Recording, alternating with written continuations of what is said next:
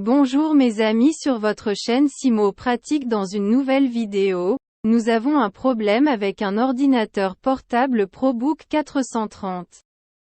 Le problème avec cet ordinateur est qu'il ne répond plus lorsque j'appuie sur le bouton d'alimentation, et qu'il n'y a aucun signe qu'il est alimenté. Suivez-moi pour les étapes de résolution du problème, et si vous n'êtes pas abonné à la chaîne, je vous invite à vous abonner et à aimer cette vidéo afin de nous aider à continuer. Comme vous pouvez le voir, l'ordinateur n'a pas de batterie, c'est ainsi qu'il a été livré par le client. Maintenant, je vais résumer les étapes de démontage. Comme vous pouvez le voir, c'est la carte mère de l'ordinateur, et pour identifier le problème, suivez les étapes suivantes. Tout d'abord, assurez-vous qu'il n'y a pas de tension sur le connecteur de la batterie. Apparemment, il n'y a pas de tension ici, je devrais trouver une tension de 3,3 volts sur l'un des broches de ce connecteur. Comme vous pouvez le voir, la carte mère est protégée par un plastique transparent que je vais retirer car il entravera les mesures. Je vais le garder pour le remettre plus tard car il joue un rôle important dans la protection de la carte mère. Maintenant, comme il n'y a pas de tension sur le connecteur de la batterie, je vais suivre la tension à partir du connecteur 19 volts. Comme vous pouvez le voir, la tension est déjà présente à l'entrée. Maintenant, je dois travailler sur l'autre côté de la carte mère, qui contient également un plastique de protection que je vais retirer.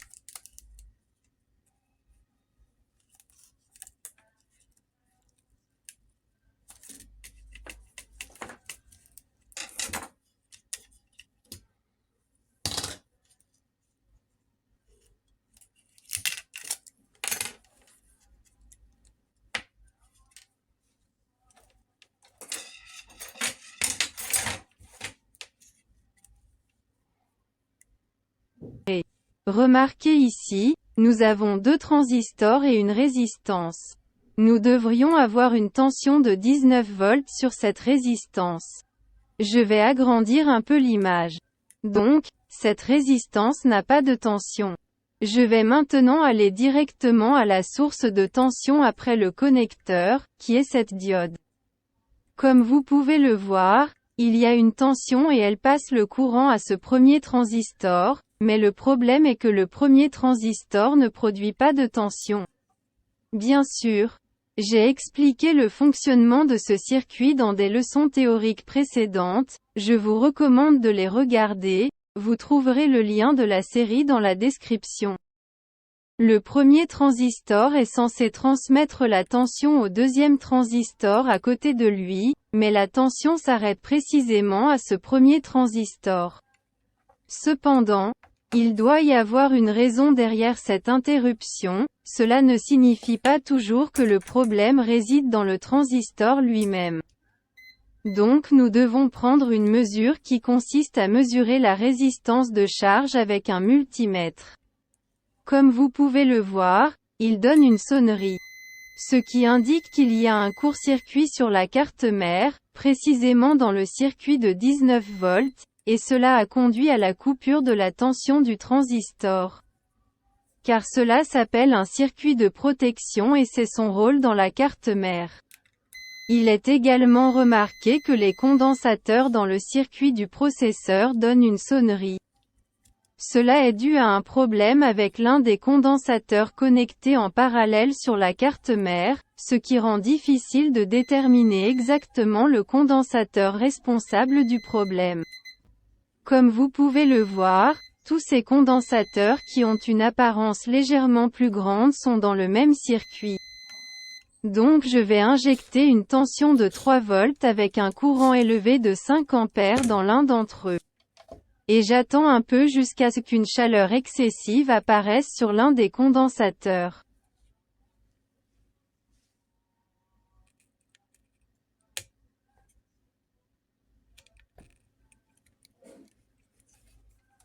Donc, remarquez ici, c'est le condensateur endommagé et c'est celui responsable du problème, car il a commencé à chauffer et à changer de couleur.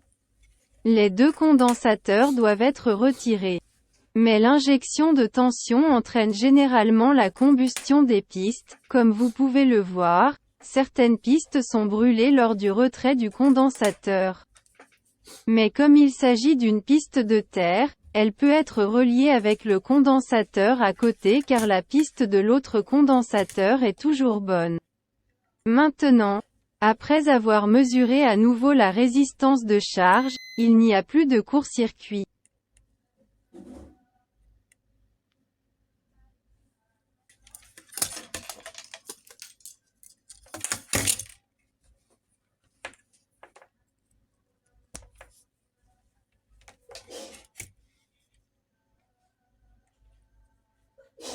Et il y a aussi une tension de 3,3 volts sur le connecteur de la batterie. Donc, pour les deux condensateurs, une extrémité de chaque condensateur devrait être connectée à la terre, donc je dois prendre la terre du deuxième condensateur.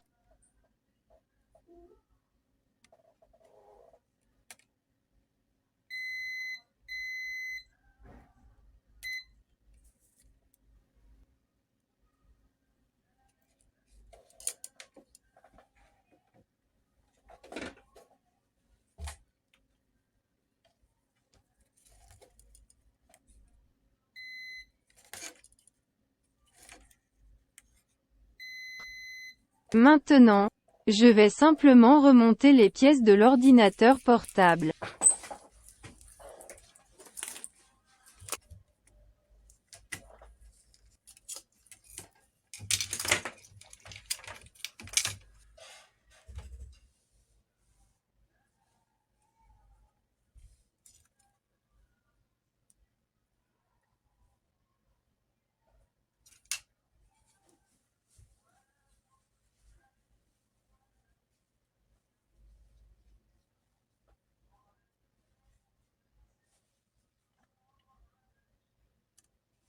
Apparemment, l'opération a réussi. J'espère que cette vidéo vous a été utile. Si vous préférez les vidéos en arabe, visitez ma deuxième chaîne, vous trouverez le lien ci-dessous cette vidéo dans la description. Merci de votre attention et à la prochaine vidéo.